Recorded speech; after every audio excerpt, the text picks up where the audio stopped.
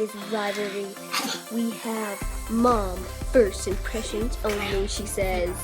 We have Rachel's if I don't win, someone's gonna die before we leave. And Zachary, I just wanna win. It's not fair. The game goes on. The confetti, and welcome to 2024. If you're a homeschool mom looking to clarify her personal vision, create a plan for your personal wellness, and clarify your homeschool vision to success, then this is the episode for you. I'm so glad you're here. If we haven't met, I'm Teresa Wiedrich. I'm the certified life coach and homeschool mentor found at www.capturingthecharmlife.com. And also, I'm here on YouTube podcast and also on all the podcast players. It is so lovely to be in your home, and welcome to mine. I've shoved everything away, so it looks Christmas perfect. But no matter how hard I try, that star will not stay perfectly aligned, which is perfect because I always want to affirm that you are here to live a perfectly imperfect homeschool, because that is what is going to happen. In my experience of a decade and a half homeschooling my 4 kids, that was also my experience. But over the course of time, perhaps for the last 12 years, I've always used this time of the year to clarify what my intentions were for the upcoming year. And that's why I'm here, is to have that conversation with you. I did it in various ways. And over the course of time, it became distinctly focused in certain directions. And I thought I would share what my intentions are for myself, even though my homeschool life is graduated and I'm no longer in that phase. But I am, still working alongside other homeschool moms from around the world, walking alongside them to help them shed what's not working so they can show up authentically, confidently, and purposefully in their homeschool mom lives. And so I offer you an opportunity to re-envision your upcoming homeschool mom year, this 2024 homeschool mom year. So if we haven't met, it's lovely to meet you. I'm just going to grab my cup of tea in my Christmas cup, which I will be using for another week. It's debatable how long the tree stays until it seems like it's a fire hazard. Then it's out. We'll stick it in, hopefully, into a pile of snow in the front yard if we get any. So I'm going to have a sip of tea. Join me. Grab your journal and a pen. It'll come in handy.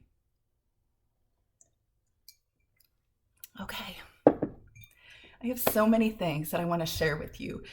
Things that might help benefit you in your upcoming year. One of the things is that, I don't know if you've heard this idea around creating words for your homeschool intentions. This is something that I received through Brendan Burchard. He's the inspirational coach and speaker and the author of the book, The Charge, which is a book that will be our first book discussion in the Homeschool Mama Book Club in January. And The Charge has some powerful ideas. One of them was to create words of intention towards different elements of our life.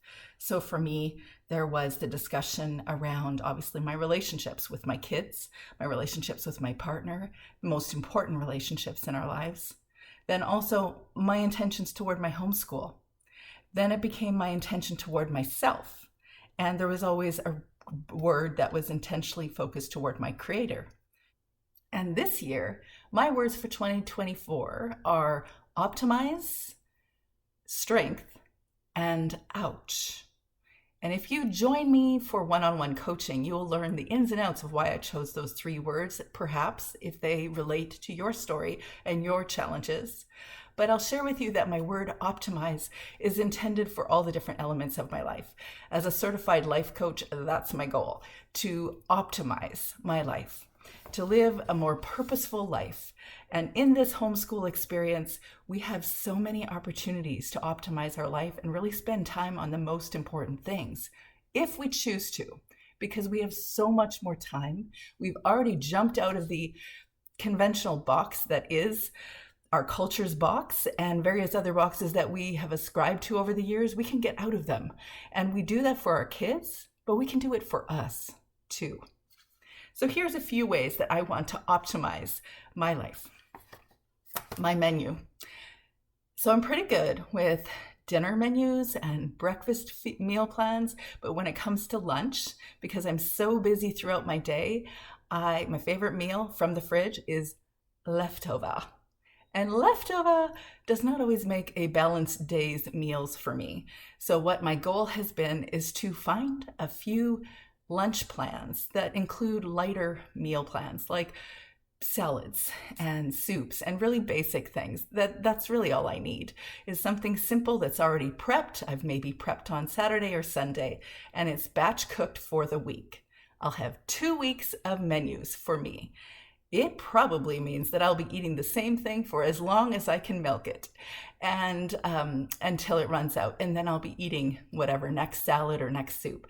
And it's a way for me to make sure that I'm lighter with what I eat at lunch, which really does feel better for me. And also because it's easier and I don't have to spend as much time on it. So that's my goal, is to optimize my lunch meal plans. The second thing is various activities, like really just creating more margins in my days. This creative work that I do online is so satisfying and so much fun. And I absolutely love meeting you on the other side in my study in one-on-one or group coaching. I find that so satisfying that it doesn't take very much for me to just spend my days writing and podcasting and YouTubing and doing all sorts of things with other people. And I don't put enough margins in my day. So my goal is to create more margins in my day to do things that are novel, just fun, in my community more, and definitely recreational things that don't really have a purpose other than just to enjoy, like possibly painting or drawing, like including special trips. I already have girls that are across the country, and I'm planning on various trips across the country, but I would love to do something just with my husband, of course. But that's because we are about to have our 25th anniversary. When did that happen? Do you think it's weird when kids grow up? It's like, it's weirder when you know you're going to have a 25th wedding anniversary. Aren't we cute? We're so young. So young. Wow. Just wow. Okay, so I would love to go for a trip just with him. And that is, of course, compounded by complexity because we homestead. We have animals, a large guardian dog, things that make it more challenging for us to leave the home. I also want to include novelty by beginning my bed and breakfast somewhere between the mid-May to end of August, even if it's just for a couple nights each week. It is just so much fun to have host, really, and be hospitable, bring people from around the world into our part of the world. I love that idea. And so that's the intention, is to do that again. I want to include a lot more learning opportunities for me. You know how we're always doing that for our kids? Well, you can do that with you in your homeschool. I incorporated that in my morning circle time with the kids. I would have moments where I would just, say, okay, I want to bring in some fine art discussion. So I'd bring in a book that was just about fine art, and we do a little reading on that. Or sometimes we watch YouTube videos about various artists or classical music or lots of things that are in the fine arts realm. And so I like doing that with my kids. But now that my kids are all grown up, I'm doing it more. I've got intentions that relate both to you in my coaching realm to continue on my continuing education. So whether that's nonviolent communication courses or internal family system courses, or I've got courses related to trauma-based coaching, writing courses. I've got a writing course that I just started this last week because this year I'm going to officially, again, write my memoir. And so that's a pretty big one for my 50th year. But I want to include learning opportunities for me.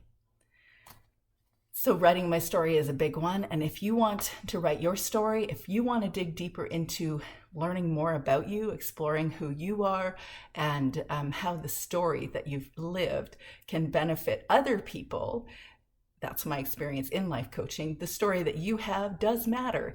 It was given to you so that you can do something with it. And if you want to explore more how to write, include a writing practice, or any other writing opportunities that you include for you, you're welcome to join me in the Homeschool Mom writer's room on Fridays, once a month.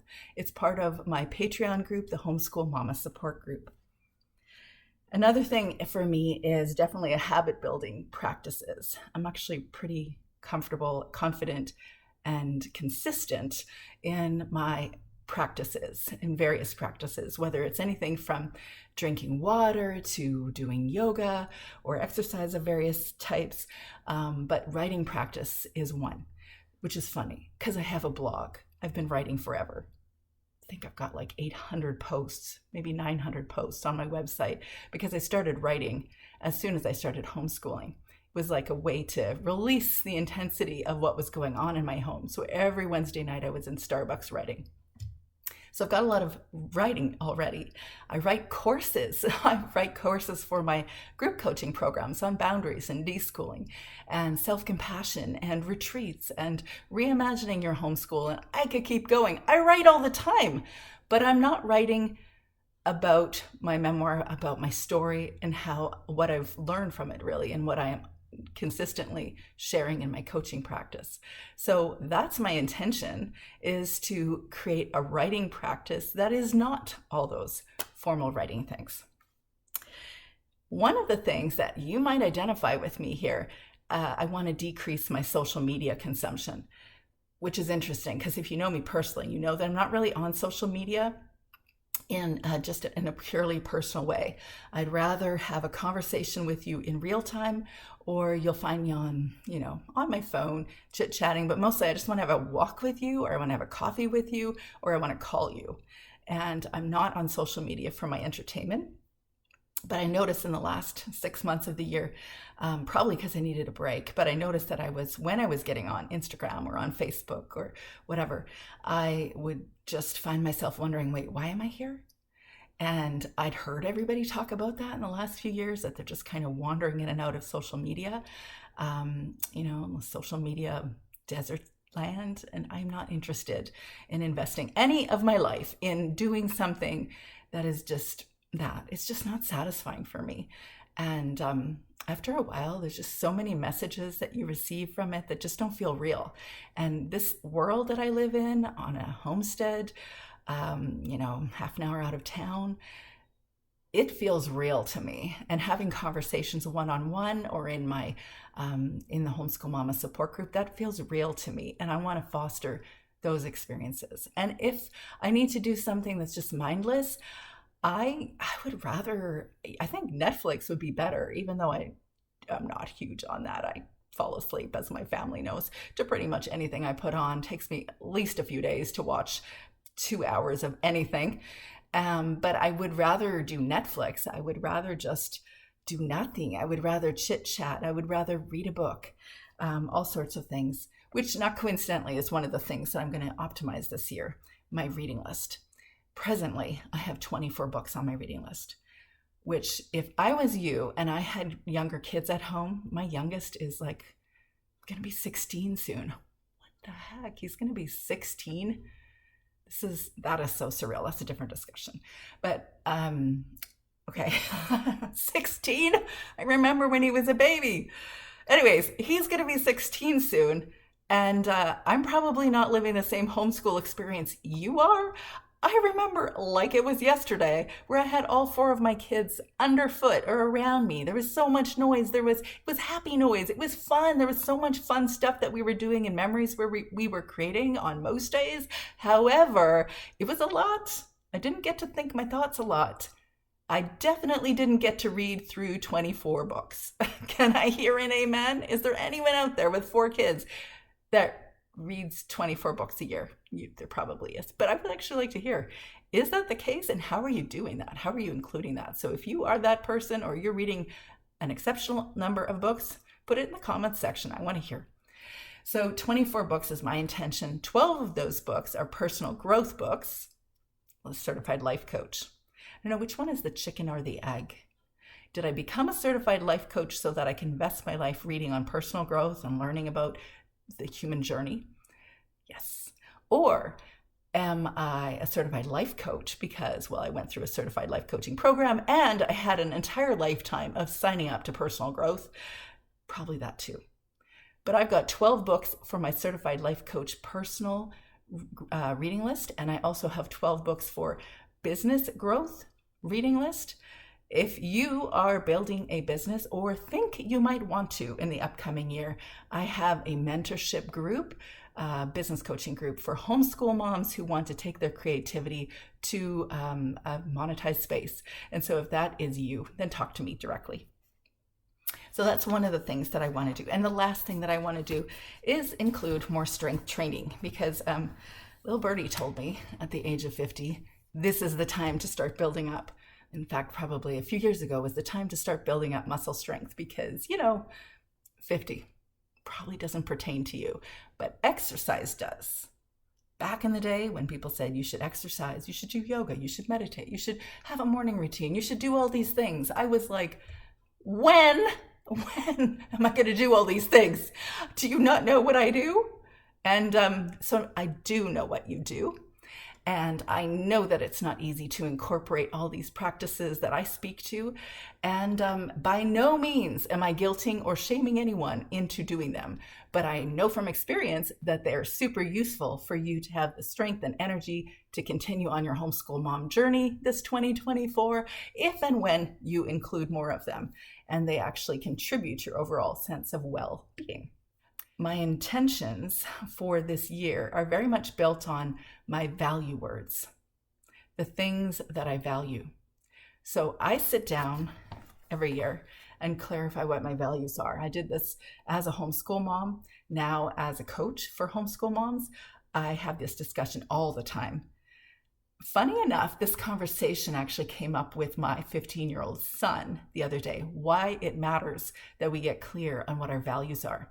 And I'll explain to you a little bit more about that discussion in a minute, but I want to share with you what some of my values are. And I encourage you to write down what your values are. So if you've got your journal and your pen handy, you can pause this video before I share mine and write down what are your values. I'll add that it shifts from year to year. It gets clearer the longer you do this process. And also, it matters because of the reason that I had the chat with my son. So just pause the video, write down what are your values. Okay, so here's my values: empathy, purpose, freedom, individuality, connection, optimism, courage, and transparency. Those are the values that I would state. So the reason I had this discussion with my son, the longer that I'm doing public space transparency, the more I realize I want to be a guardian of my kids and their stories. So I don't want to be really specific, but it was a conversation about how he was relating with other people in his very close world. And I had a chat with him about what are your values towards these relationships. And he said, oh, what does this matter, Mom? Like, do you even do this? Does this even matter to you? Are you just saying this because I don't need a life coach? He said, this is what happens when you have kids that are children of life coaches. And I said, okay, that's fine. But this is actually legitimately a thing that I experience. And it is that I want to align my values with my daily intentions. This is a conversation that I have on repeat with homeschool moms, especially when it comes to a deschooling and leaning in more to child-led learning. I'll be doing a deschool group coaching program in February. So if you're interested, let me know. But the intention is to clarify, what is your vision? What is your value underlying all the different elements of your life, like your homeschool values, your personal values, your relationship values? What are they? And are you seeing them actually play out in your day-to-day? And that's the reason I think it's valuable to do a value check. So is your value aligning with your daily activity? For me, in the early homeschool years, my intention was always freedom. And so my value was freedom. And yet I was trying to create a private school in my home. And though it sounded like a good idea when I started, it sounded fun, it sounded customized, it sounded like incredible opportunities to give to my kids. I wouldn't miss a beat. There would be so much streamlining in an education for them. I quickly discovered that I was overwhelmed by it, and I could see that my kids were too. And that was not freedom. So then, is my value aligning with my freedom? That is the reason why it's important to question whether your values are really aligning with your daily activities. For myself, nowadays, I'm looking at how do I create more margins so that I can experience that freedom. And I shared about less time on socials. I have learned about time blocking, more novelty in my life. If you haven't heard about the concept of time blocking, you can ask me for the time audit or check it out down below. A time audit is a way for you to assess how are you actually spending your time? Where are you actually spending your time? You might be surprised at how much time you're spending in certain areas that sort of kind of seem important, but don't seem to feed your life purpose or life intention. And I'm not even talking about socials. I'm talking about all the things that maybe other people expect from you, or you tell yourself you need to do, like having a perfectly clean house. By the way, that won't happen. But whatever it is that you see you want to include so that you have more freedom or more margins in your day, or want to incorporate activities that you want to do, it benefits you to look at how you're already spending your time. And then have a discussion with me about time blocking, which really means looking at a day from a day timer and checking out each of the hours and saying, what am I doing from 8 to 9 every morning? What am I doing from 11 to 12? And though your life doesn't have to be scripted and you don't have to stay on the day timer every day of your life, when you get clear on where you generally are going to incorporate different activities that mean something to you, it makes you feel like you're living a life that matters, a life of purpose or intention. In the next month, I'm going to be offering a boundaries group coaching program. And that relates to one of my words that I chose for this year, and it's ouch. So learning how to be less reactive and to embrace the word ouch instead of immediately responding to some experience, a relational experience, by saying something reactive or not paying attention to what someone else is really meaning by it and not communicating that something hurt. Then instead, my goal is to say, ouch, so that the other person understands that that is what my intention is, or that is what my experience is right now, and for them to be able to address that when they hear that word, and for me to hear the other people also use that word and translate it in a way that would be beneficial. And I'm going to discuss that more in the Boundaries Group coaching program. So if you're curious about that, definitely connect with me. My email is teresawiedrick@outlook.com.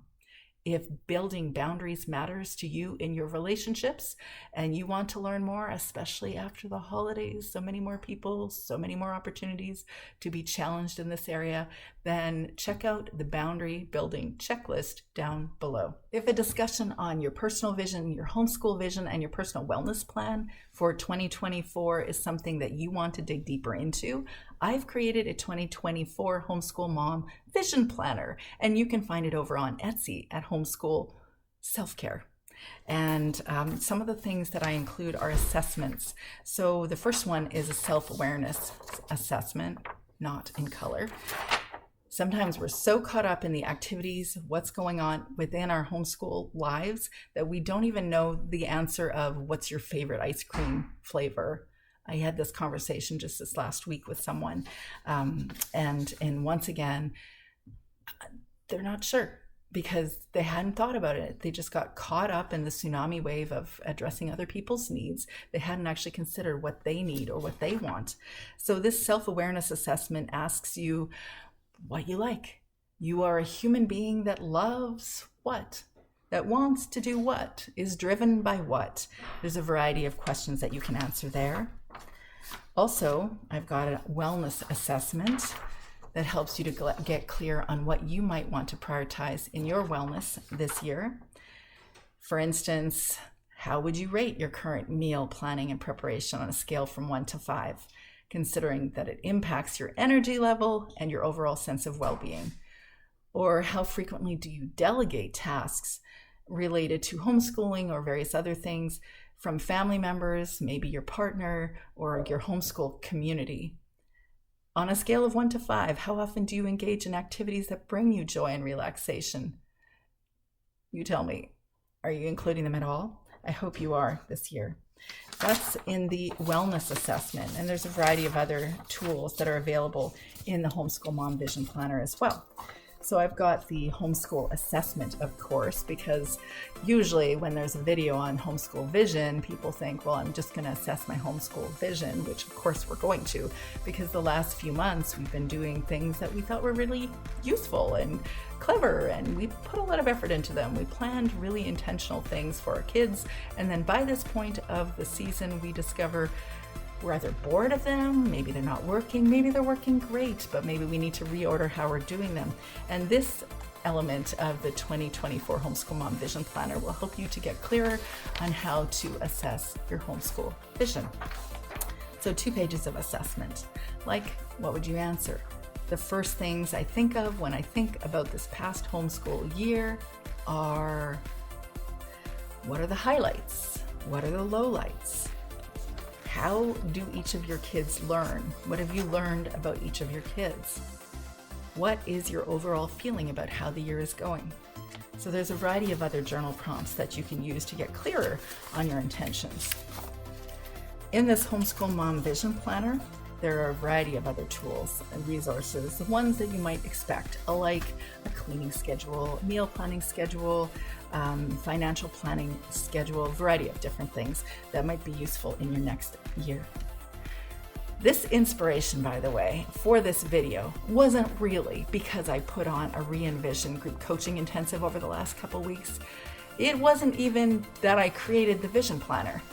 This video is dedicated to my daughter, my 18-year-old daughter, because she also shared a vision board video and gave me the idea that this is actually a really cool thing to do at this time of year, not just to plan for myself or not just to do it alongside my kids in group coaching, but also to do it with you here. So I hope it's been useful. If this has served you, I would ask that you would also share it with another homeschool mom that would be encouraged or inspired as well.